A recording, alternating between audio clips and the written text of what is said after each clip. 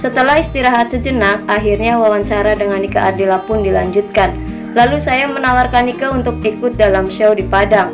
Saat surat perjanjian saya sodorkan untuk show di Padang, Nike tidak keberatan, tapi ia minta jadwal show-nya itu diubah. Saya pada waktu itu juga ada acara di Jakarta, katanya. Saya oke, tapi entah kenapa saya lupa membawa materai untuk mempertegas kesepakatan dengan Nike. Nike punya materai nggak? Tanya saya. Dia menjawab, oh gampang, biar saya suruh beli sama anak-anak di luar itu. Katanya seraya keluar rumah memanggil salah seorang anak kecil yang main di teras depan rumahnya. Sebelumnya saya menyodorkan uang Rp1.500 untuk membeli materai itu, tapi tidak tanggung-tanggung kaget saya saat Nike menyodorkan 3 buah baterai kepada saya. Ini mas baterainya, ujar Nike sambil menyodorkan baterai. Loh, bukan ini, maksud saya materai, kata saya. Nike pun tidak kuasa menahan tawanya.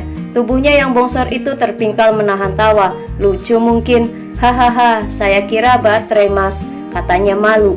Dan ia menyambung lagi kalimatnya itu. Gak usahlah pakai-pakai materai, pokoknya kalau saya diundang ke Padang, saya pasti datang asal jadwalnya cocok, katanya. Iya deh, saya mengiyakan saja. Sekitar 2 jam saya di rumah artis ini, saya pun kemudian minta permisi. Saya hendak ke rumah artis Yosi Luki di Banyu Biru. Kepada Nike tidak saya katakan bahwa saya akan ke rumah Yosi Luki. Saat Nike menawarkan hendak ke terminal Kebun Kelapa, makanya saya menolak. Soalnya tujuan saya bukan ke terminal, tapi ke rumah Yosi Luki. Setengah jam kemudian saya sampai di rumah Yosi Luki. Gadis ini pun tidak menolak ditawari show ke Padang. Kata saya, Yosi berpasangan dengan Hari Mukti. Nama Nike tidak saya sebut-sebut saat itu. Saya tidak mengatakan kalau saya telah berjumpa dengan Nike Ardila sebelumnya. Soalnya pada saat itu persaingan di jalur musik antara Nike, Yosi, Mel Sandi, dan Anggun sangat ketat.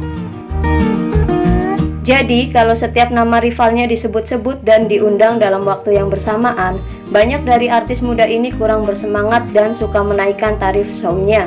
Kalau kita katakan hanya dia saja yang diundang, umumnya artis remaja ini bangga dan mau dengan tarif umum.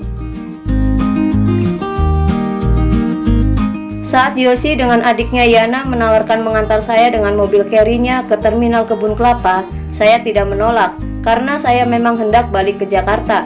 Tapi Yosi bukannya langsung ke terminal, malah membawa saya ke sebuah gedung kesenian di Bandung.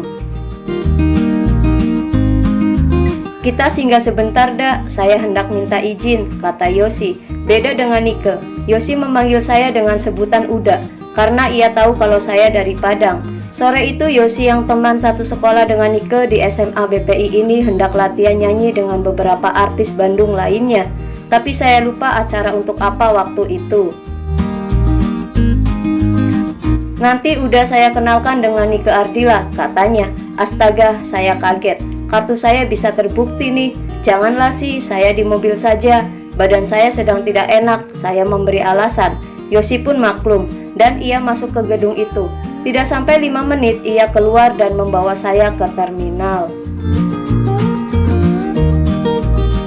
Akhirnya saya memang gagal membawa Nike ke Padang karena pada hari itu saat show digelar di Imam Bonjol Padang, gadis kelahiran 27 Desember 75 ini juga sedang ada show pula di Jakarta.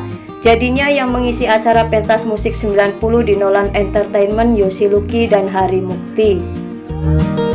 Toh demikian kiprah Nike tetap saya ikuti, termasuk langkahnya ke dunia sinetron dan film. Saya yakin suatu saat gadis ini akan menjadi artis besar, karena ia punya kemauan dan kemampuannya yang tinggi. Di samping itu, kedua orang tuanya pun pintar dalam membimbing anaknya. Saya kaget dan tidak percaya, hari Minggu itu Nike meninggal dunia akibat kecelakaan mobil di Jalan Riau, Bandung.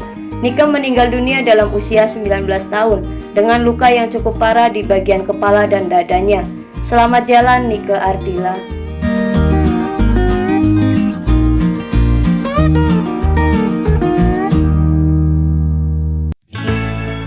Semoga kisah ini menambah informasi dan selalu bermanfaat. Nantikan kisah-kisah tentang almarhumah Nike Ardila yang lainnya. Sekian dulu dari admin, terima kasih dan sampai jumpa kembali.